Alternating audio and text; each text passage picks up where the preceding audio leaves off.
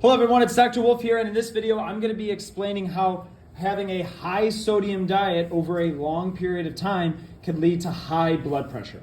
So let's first set our stage. We have our cell, we have our extracellular fluid. In this case, this is going to more represent our bloodstream, right? And in our cell, we have our cytosol, the fluid that makes it up. We have our cell membrane, which is semi-permeable, that allows substances to pass through. It doesn't allow others to pass through, right? And if we look at our solutions right here, we have blue is water, it's our solvent, and then sodium is our solute. Okay, at this point, we are at equilibrium. The blood, in this case, is isotonic, all right? The solution outside the cell is isotonic, meaning that it's in equilibrium, the same amount of solutes and solvents, all right?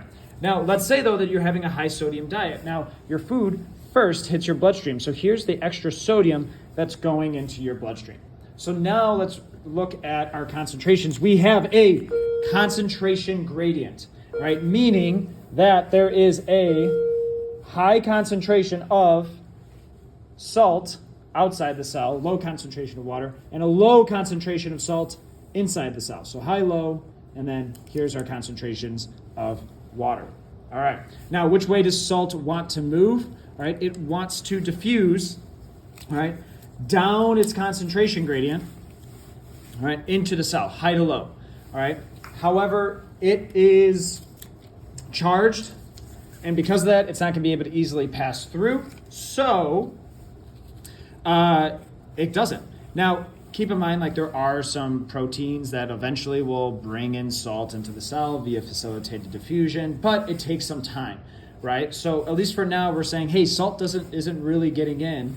However, let's look at our solvent, water. There's a high concentration of water here, low concentration of water here.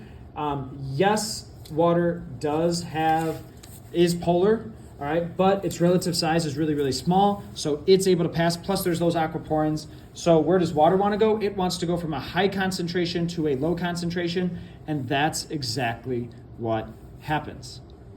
All right. Before I'm going to have the water come in, remember, like I said, there was a concentration gradient. If I have a high concentration of solutes, all right, that means I have a hypertonic, a high concentration of solutes in my solution. So water's going to now move out of the cell into the bloodstream. All right. Now, does this require any energy on, like, the bodies or the cells part? Nope. Water's just diffusing down its concentration gradient. All right. So because it requires no energy, this is going to be passive transport. It's a form of diffusion. We're going from high to low, but specifically since it's water diffusing, it's osmosis. All right. As a result, how's the cell size going to change? Well, water's leaving the cell. It's going to start to shrink a little bit, right?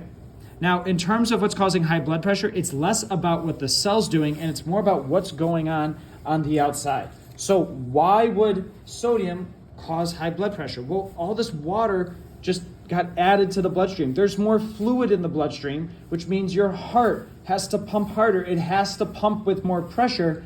And if a high sodium diet is, exercised for a long period of time, that'll eventually lead to sustained high blood pressure.